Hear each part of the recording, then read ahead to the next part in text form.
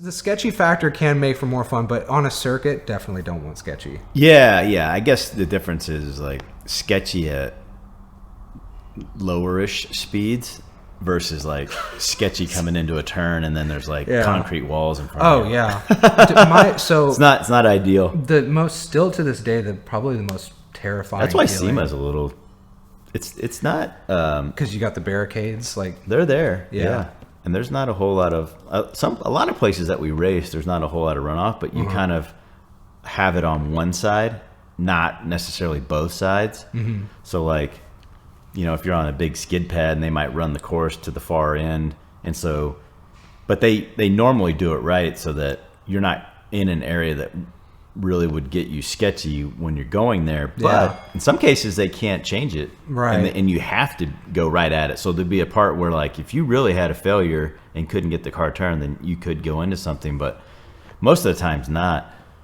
But at Sema, I mean, it's you go down, you turn around, and you're just, the walls are there all the time because it's not as big. Yeah. Especially like autocross. So if there's one place usually on an autocross or a speed stop that we do out there could be like 3 to 4 to where you better be careful and not snap the car and lose it or just go too crazy. And then you got fans and people watching you, but it's usually people don't have issues. A few years ago, it was like that event. There was like 3 hits on walls, and it's not because they weren't great drivers. It was cold tires maybe, and it was just sometimes surface as well. Well, I mean the surface out there, because the desert gets so cold. I mean, it's like when we're out there in early November, you wake up, it'd be like 50 degrees. Are you doing Good Guys next year? I didn't get to do any this year because the first year NOLA was running, so I missed it, or the first event, and whatever it is, March, April, something like that. And then in September, I burnt the car up at Daytona. So I missed that one. Well, I went out. You didn't miss a whole lot. I mean, it was still a fun day. Yeah, those are so. But you didn't miss a whole lot. The one in March, the surface. Well, LS Fest I went to. Remember, you were there. Yeah. But the Good Guys in March, they did it on. So you know how at LS Fest where they did. It's on the other side. Yeah, Good Guys. Yeah, they did it's always on that other side. That's small. It's small, and that surface is not good. See, the only difference, like, that's small, but like a little bigger and a little longer, where you get more speed, is where it gets sketchy. When it's that small, that first straight where they usually run it on the where the fans would be here, and you run it straight, that's probably your fastest part because it's kind of a whole shot out, a little bit of some kinks, but it's probably your fastest point, and that's where people could have an issue. But the rest of the course, you're going so slow that you would just spin around and stop in place. I was Good Guys this last year in March. There. I was just having a nightmare of it. And so I didn't have time to get the car realigned, so I went up there like basically with a highway alignment, and the car was just so non-compliant. It was probably about maybe 60 degrees and cloudy, so there was no sun really like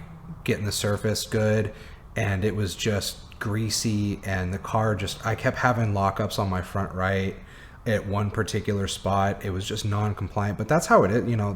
To me, that's part of the fun, I think, of events, because it's like those weekends. Like sometimes you'll have those weekends where it's just an absolute nightmare. The car is just, you're not having much fun in the car. But then there's the weekends. I was super happy with the car at LS Fest, and all I really changed was I changed my suspension settings a bit, but it was mostly just getting my alignment right. And so at LS Fest, it felt fantastic. My only regret was I know I could have gone half a second faster. I just needed 1 or 2 more runs. On the track cross? Yeah. Where they pinch off some of the apexes. Yeah. So a lot of times they'll do that. They didn't last year. They did this year though. I was shocked that they didn't like put some of those cones at the apexes last year, because going into that turn for a Corvette, it's not that big of a deal. But I was like, man, some of those trucks, those like twin turbo trucks built by Scott Rod's Garage. Yeah. they had to be entering that braking zone at 100+ mile an hour. Yeah, those trucks, man, they really get it. Some of those are. Some of them can run you down on a road course if they've got the power. Oh yeah. They have to get outside of the drag. But if they have the power, they run pretty hard. I mean, they're sitting at the same height as a car. It's just if they can get the weight down and got the power, so like the no limit engineering chassis and stuff like that. Some of them are running at Good Guys and Ellis Fest, and some of the trucks you see, I mean, they can come into those really hot, and if it's not too crazy, like loose on the back, not no weight, they handle really good. I love seeing those things. That's where my car does, short stuff. My car's tough because 1400 spring rate in the front. If you can't get the front loaded, you're just going to push. And so like a track cross, that's really where I don't really have tons of excuses on not doing pretty well, is because the car just gets it. Like the turn you're talking about, like I can come in there really hot. Yeah. And just, let the car do what it needs to do. And it takes it, as long as the tires are hot. If they're not, it's a whole sketch. That's the sketch factor.